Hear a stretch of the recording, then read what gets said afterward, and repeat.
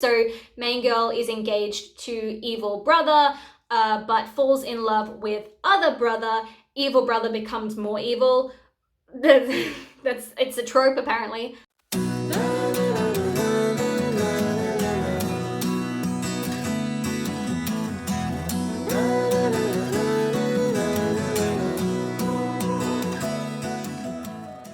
What's up book nerds, I'm Lucky's Universe, and in this week's video I am doing the age-old classic, if you liked that, read this, where I recommend books and series based on books and series that you might have liked in the past. It's pretty easy to follow, doesn't warrant too much explanation, so let's get into it. First up, I debated whether or not to include this series because I'm pretty sure at this point you've probably read every series I'm about to recommend, but we're gonna talk about it anyway, and that is The Infernal Devices by Cassandra Clare. The Infernal Devices is about a girl named Tessa. We're in 1800s London, and she discovers the secret world of demons and shadow hunters, so people who hunt the demons, a secret society that's plotting to take over the British Empire, and two very handsome men. The vibes of this book are very much like hot guys in 1800s style, extreme love triangle magic, and like quite nice writing. I used to be obsessed with the Infernal Devices and Cassandra Clare's books in general, but I actually went off Cassandra Clare right after I graduated high school when Lady Midnight came out, because in my opinion Lady Midnight was just a copy of all of her other books and she just changed the names of the characters. And as I got older I started to see a couple of issues with Cassandra Clare's characters and the kinds of stereotypes that she portrays, and I don't know, I've just moved on. I've outgrown her. I'm not really into the Shadow Hunter universe anymore, but I know that a lot of people still really like her books, so I thought I'd chuck the Infernal Devices in there for the sake of it. If you liked the Infernal Devices series, I am fairly certain that you will enjoy the Six of Crows duology by Leigh Bardugo. I've said in previous videos that I was pretty reluctant to read this duology at first because I read the first Shadow and Bone book years and years ago and I just hated it. I thought it sucked. But Six of Crows is definitely a huge improvement in terms of writing and characters and just story in general. So Six of Crows is about a cast of characters: a mafia leader, a spy, a sharpshooter, a magic lady, a dude who's trying to kill the magic lady, and then another dude that just likes to blow shit up. They plan to pull off this heist that has never been done before, is seemingly impossible, and will probably get them killed, but hey, that's all part of the appeal. Although the story itself is not similar to TID, and if you're dead set on having romance, then maybe this series won't be for you. But if you fell in love with the world building of TID, like the 1800s vibe, the dark, foggy setting, as well as if you're a Will stan, I think you'd enjoy it. One of the main characters, Kaz, is basically Will, but less slutty. The world that Bardugo builds in these books is set on real-life Amsterdam, and it carries the same dark, misty, dangerous vibe as the 1800s London setting in TID. I'd also say that at least the first book is pretty fast-paced, like the Infernal Devices series. The second book is a bit slower, but it focuses more on emotional development, whereas the first one is more about the action.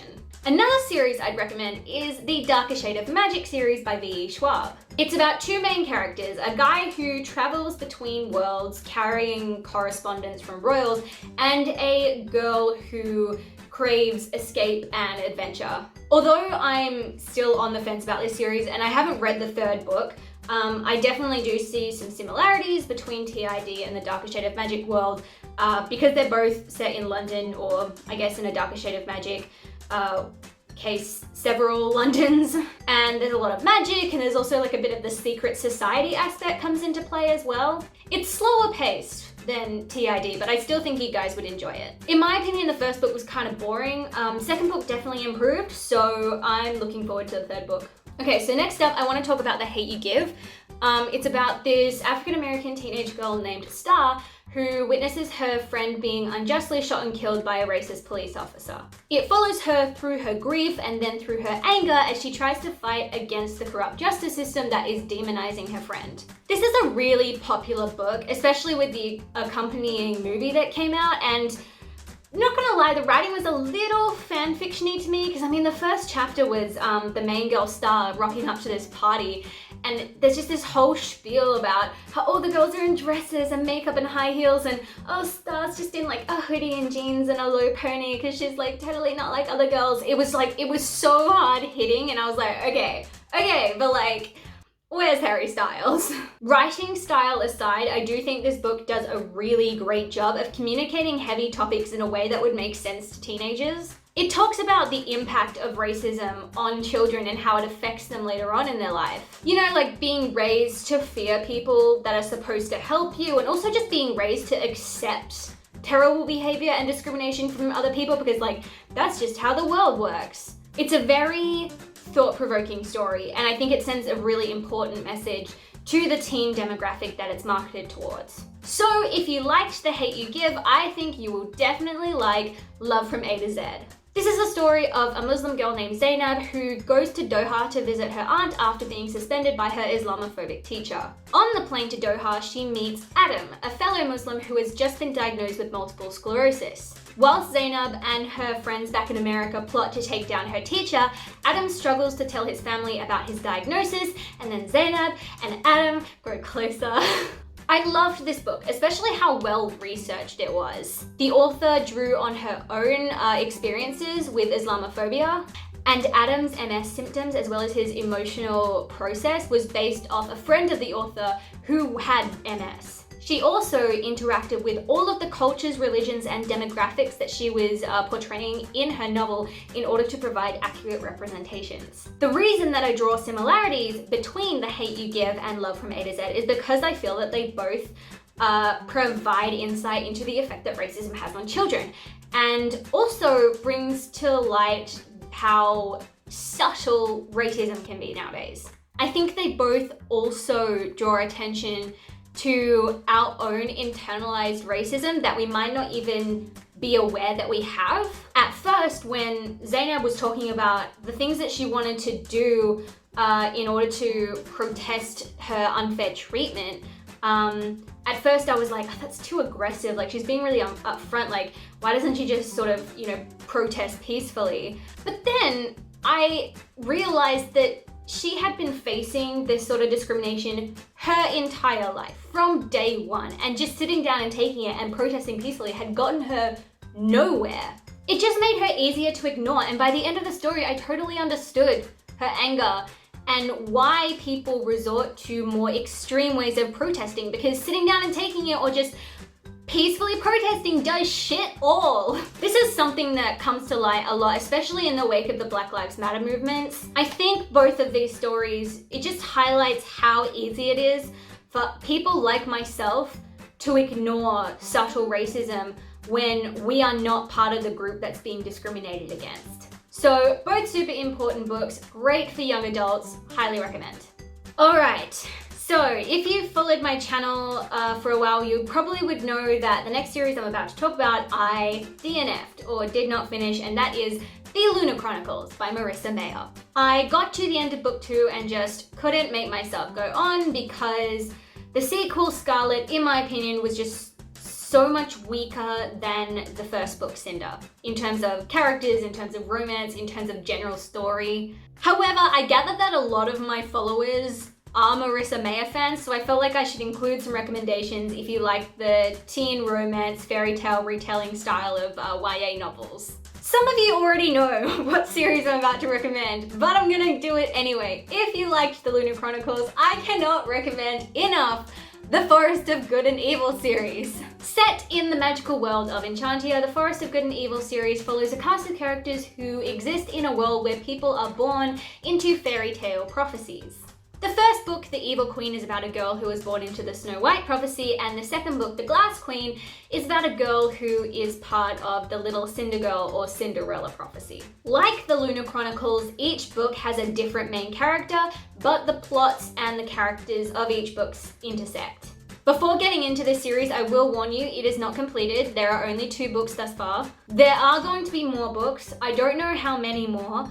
But actually, due to some clues that I picked up in some of the books, I would bet my life that one of the books is going to be Little Mermaid themed, so that's exciting. If you look too hard, you'll actually realize that the writing in these books isn't super, but it definitely improves in the second book. The romances are really cliche enemies to lovers, but like, they're so cringe that they're enjoyable. I don't know how that makes sense, but it does. I recommend the Forest of Good and Evil series if you like the fairy tale retelling aspect of the Lunar Chronicles. However, if you liked the Lunar Chronicles because of the sci-fi setting, and also particularly if your favorite character was Cinder, the cyborg girl, then another book that I'd recommend is The Diabolic. This is a sci-fi novel about a genetically engineered girl named Nemesis, who is basically a cyborg bodyguard called a Diabolic for the daughter of a space senator. The space government actually got really scared of the Diabolics because they were much smarter and much stronger than normal humans, and so they ordered all Diabolics to be purged. But the owners of Nemesis decided to keep her secretly because she was such a good bodyguard, and also because she had grown very close to their daughter. However, conflict comes up when the space senator does something stupid, and so the Emperor of Space orders that the senator send his daughter to the space palace castle, and he's gonna keep her as a subtly not so subtle hostage to prevent the senator from doing anything more stupid. The senator and his family decide to send Nemesis in their daughter's place disguised as her in case the space emperor just decides to like kill her or something. Once at the palace, Nemesis has to navigate tricky court politics as well as deal with the emperor's crazy son, and also confront her own feelings about her humanity and her existence. I love this story. As someone who doesn't usually go for sci-fi, this book had me from beginning to end. I related so much to Nemesis in the weird way that I seem to relate to like any robotic emotionalist character. I don't know what that says about me. And there is also some romance in this book, if you were wondering. This book was written as a standalone, but due to its popularity, the author then decided to turn it into a trilogy. I have not read the other books because I read the blurb for book 2 and was really not happy with the direction that the author was taking the story, and so I've decided to just live in blissful ignorance and keep the first book as a standalone. And because it was originally intended as a standalone, book 1 ends very conclusively, so you don't feel like there's too many open ends and you don't feel like you need to read the rest of the series. So you can either read just book 1 or you can read it as a trilogy, totally up to you. And lastly, yet another popular book series that I DNF'd, the Red Queen series. I kind of liked the first book because it was just like, it was a super generic dystopian romance, but then in the second book you could really tell that the author was trying to make it like edgy and different, like the literal interpretation of I'm not like other YA dystopian romances. When in reality, I feel the author just should have stuck to the generic shit. It's about a girl in a dystopian future where society is split into 2 different categories depending on the color of your blood. You've got the Silvers, who are very wealthy, and their defining quality is that they all have superpowers. There's like 5 or 6 superpowers that you can have. And then there are the Reds, who do not have superpowers, they're impoverished, and they're just treated like crap and looked down upon by the Silvers. The main character, Mare, is a Red who gets a job at the Silver Palace, but then she discovers that she has superpowers. And the Silver royal family finds out that they don't want anyone to know that a Red has the abilities of a Silver, because that would apparently cause anarchy, and so they take Mare and they disguise her as one of them, as a Silver.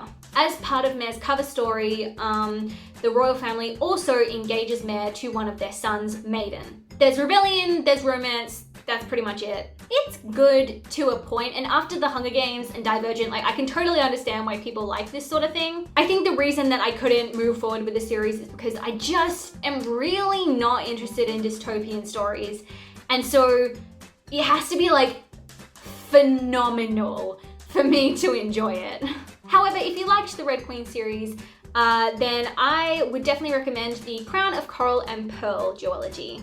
I honestly don't know why I don't see more of this duology on the online book community, because I think it's really good. It's about a girl named Noor who lives in a waterbound village, and her people are forbidden to set foot on land due to some sort of dispute that went down like a couple hundred years ago. Noor longs for escape, and her only chance comes in the form of a once-in-a-lifetime ceremony where the most beautiful girl from their village is picked to be sent to the Land Kingdom and become engaged to the crown prince of the Land Kingdom. Noor and her twin sister Zadie are the most beautiful girls in the village, but since Noor has a small scar on her cheek, she knows that Zadie is going to be the one that gets picked to wed the prince. Zadie is chosen, but a turn of events leaves Zadie unable to go, and so the village sends Noor in her sister's place, pretending to be her. Once she reaches the land castle, she meets her future husband, the cruel and cold Prince Seren, and also his half-brother Talon. It's romance, it's rebellion. That's pretty much it. Although this story is fantasy, not dystopian, I find it very similar to the Red Queen, mainly because the antagonist of the story, Prince Seren, reminded me a lot of the antagonist of the Red Queen series, Maven. Similar, but in my opinion, way better developed, with like actual emotional depth and proper motivations. The romance also follows the same lines as the Red Queen, so main girl is engaged to evil brother, but falls in love with other brother. Evil brother becomes more evil. It's a trope apparently. In my opinion, Crown of Coral and Pearl was the story that I wanted in the Red Queen. Red Queen had the idea, but I feel like Crown of Coral and Pearl just executed it better. Or maybe it's due to the fact that it's basically the same story, but Red Queen's a dystopian, Crown of Coral and Pearl is a fantasy, and I'm just more drawn to fantasy than dystopian. The sequel, Kingdom of Sea and Stone, was also so good. There were some things that I didn't like, but overall, I just feel like the author concluded everything very nicely. I'm so glad the author didn't make it a trilogy, because I feel like in that case, the story would have dragged immensely. And the two books are also like relatively short. They're like 350 pages. So it's super quick and easy to get through. So if you want a love story that's like the Red Queen, or you just wanted more from the Red Queen, I would highly recommend this series. That brings us to the end of If You Liked That, Read This. Let me know if you have read any of these books or series and what you thought of them, and also feel free to leave any of your own recommendations for people down in the comments. If you don't already follow me on TikTok, go check that out. I post some pretty cool stuff on there, and I will also leave a link to my Goodreads and my Twitter account down below if you want to keep up with what I'm reading. Thanks for listening, and I'll catch you later.